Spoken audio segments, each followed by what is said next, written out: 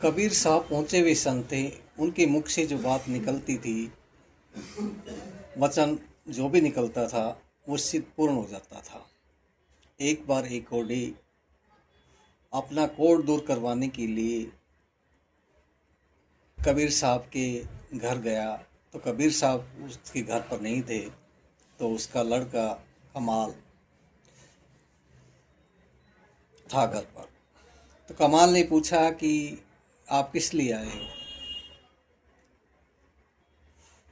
और आपको क्या काम है।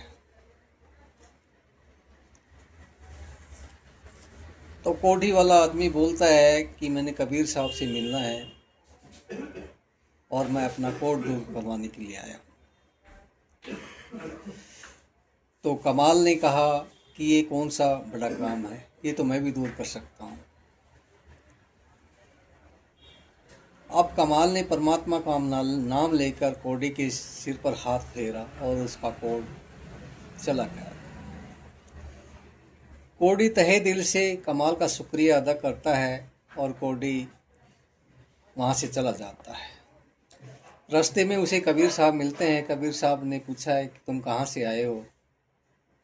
तो कबीर साहब बोलते हैं कि आप कहाँ पर गए थे और कहाँ से होकर आए हो।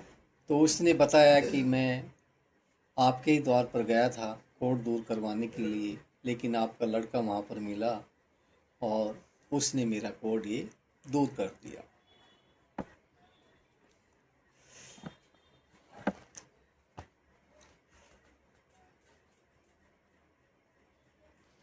तभी कबीर साहब ने कहा कि डूबा वंश कबीर का जो पैदा हुआ था कमाल, कोढ़ी बदले ला दिया नाम अमोलक लाल। ये ना मेरा तो वंश ही खत्म हो गया। कमाल ने परमात्मा के नाम रूपी अमोलक दौलत के महत्व को जानकर वह नाम एक कोढ़ी के बदले में लगा दिया। यही हालत हमारी है। हम भी परमात्मा की भक्ति को अपनी सांसारिक इच्छाएं और वासनाओं की पूर्ति के लिए इस्तेमाल करके उसे व्यर्थ करवा देते हैं। हमें सिद्धियां मिल जाती है, सिद्धियों को गलत चीज़ों में इस्तेमाल कर कर उसको गवा बैठते हैं। क्योंकि मनुष्य एक भगवान का ही रूप है।